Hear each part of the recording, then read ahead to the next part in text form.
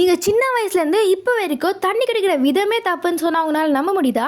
தண்ணியை பற்றி இருக்க 2 மித்து தான் இந்த வீடியோவில் நம்ம உடைக்க போகிறோம். சாப்பிடும் போது தண்ணி குடிக்காத இந்த மாதிரி நிறைய பேர் சொல்லி நம்ம கேள்விப்பட்டிருப்போம். இது ஏன்னா தண்ணி குடிக்கிறனால நம்ம ஸ்டொமக்கில் இருக்க ஆசிட் டைல்யூட் ஆகிடுமா, இதனால குடிக்கக்கூடாதுன்னு சொல்லுவாங்க. ஆனால் இது கரெக்டானு யோசிச்சிருக்கீங்களா? இதுக்கு எந்த ஒரு சயின்டிஃபிக் ப்ரூஃபும் கிடையாது. சாப்பிடும் போது தண்ணி குடிக்கிறது தப்பே இல்லை. ஆனால் சாப்பிடும் போது 1 or 2 சிப் எடுக்கிறது ப்ராப்ளம் இல்லை. இதுவே குடமாக குடிச்சா ப்ளோட்டிங், இன்டைஜஷன் ப்ராப்ளம் வர நிறையவே வாய்ப்பு இருக்கு. நார்மல் வாட்டரை விட வார்ம் வாட்டர் எடுத்துக்கிறனால நம்ம டைஜஷன் இன்னும் ஸ்ட்ராங்கா இம்ப்ரூவ் ஆகுன்னு சொல்லப்படுது. நம்பர் 2, என்ன ஆனாலும் உட்கார்ந்து தான் தண்ணி குடிக்கிறதே தவிர நின்றுட்டு தண்ணி குடிக்கவே கூடாது. ஏன்னா தண்ணி ரொம்ப வேகமா போகும். இதனால கிட்னி ஸ்ட்ரெயின் ஆகுது மட்டும் இல்லாம டைஜஷன் அண்ட் ஜாயிண்ட் ப்ராப்ளம்ஸ் வர வாய்ப்பு இருக்கு. உட்கார்ந்து தண்ணி குடிக்கும் போது பாடி ரிலாக்ஸ்டான ஸ்டேட்ல இருக்கும். தண்ணி மெதுவா எல்லா ஆர்கன்ஸ்க்கும் ஃப்ளோ ஆகும். ஆயுர்வேதிக் அண்ட் மாடர்ன் சயின்ஸ் ரெண்டுத்துலயுமே சிட் சிப் ஸ்டே ஹெல்த்தின்ற ப்ராபை ஃபாலோ பண்றாங்க. நீங்க எப்போ ஃபாலோ பண்ண போறீங்க?